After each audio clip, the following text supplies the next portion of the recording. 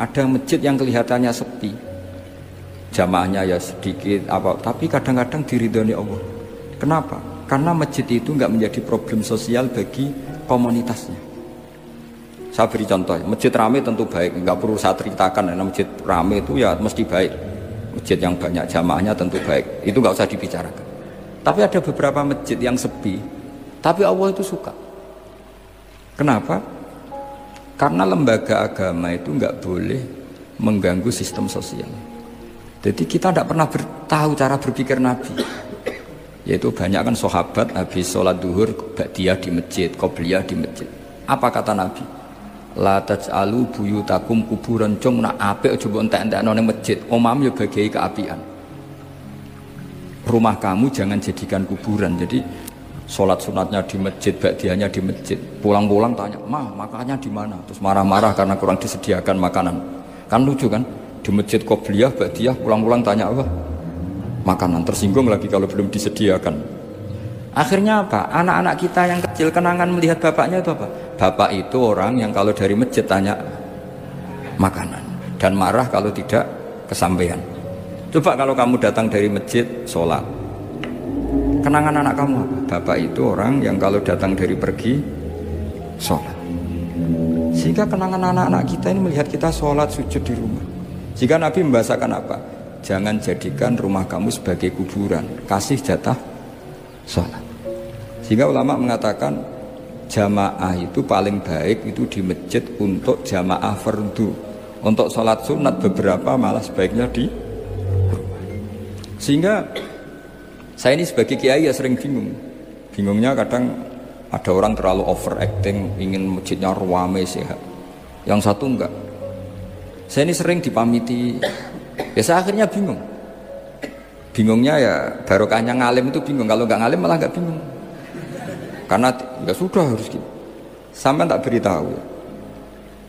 Nabi awal ngendikan itu ju'ilat lanal ardu kulluha masjidan. Semua tanah Allah itu hakikatnya masjid. Apalagi ini rumah kita. Anak kita biar menyaksikan saat kita sujud, saat kita baca Quran, saat kita ngaji. Kalau semua ini di masjid, kemudian Anda di rumah taunya makanan, menuntut ngopi, menuntut kenangan di keluarga kita kurang baik. Makanya Nabi bahasakan apa? La taj'alu buyutakum kuburon. Jangan jadikan rumah kamu sebagai kuburan. Apalagi ada pepatah lagi, al-ummu madrasatul ula. Ibu adalah madrasah pertama. Coba kalau kita ngajarin Quran di rumah, ya tentu masjid ya tetap ada kegiatan, tapi jangan sampai mematikan rumah. Sehingga kita sebagai ulama itu ada masjid rame ya seneng, ada masjid setengah rame ya nggak apa-apa. Asal efeknya menyebar ke masyarakat. Jadi ramenya masjid ya baik, tidak rame kalau yang rame ibadah di rumah-rumah juga baik. Maka dulu zaman Nabi Musa malah istilahnya waj'alu buyutakum qiblata wa aqimus sholat. Jadikan rumah kamu sebagai kiblat, sebagai tempat ibadah. Coba kenangannya Nabi kalau sholat malam itu di rumah apa di masjid?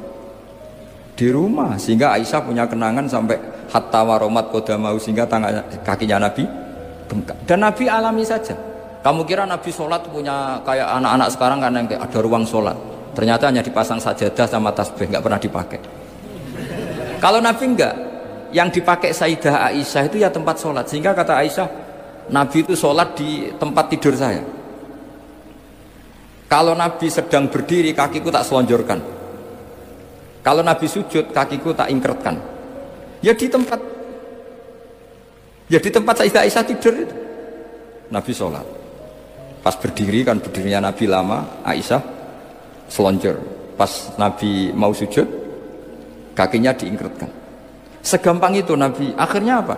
Kenangannya Aisyah sebagai istri itu doa-doa tahajud, doa-doa. Coba kalau Nabi tahajudnya di masjid, Sayyidah Aisyah tidak punya kenangan doa-doa apa?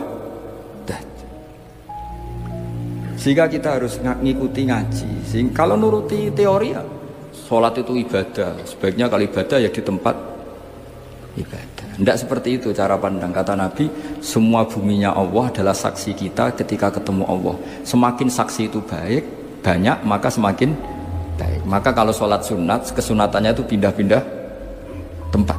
Tapi ya jangan terlalu habis di sini terus pakai mobil ke sana gitu. Iya, kalau pas di perempatan ada orang cantik nggak jadi diterusin nanti.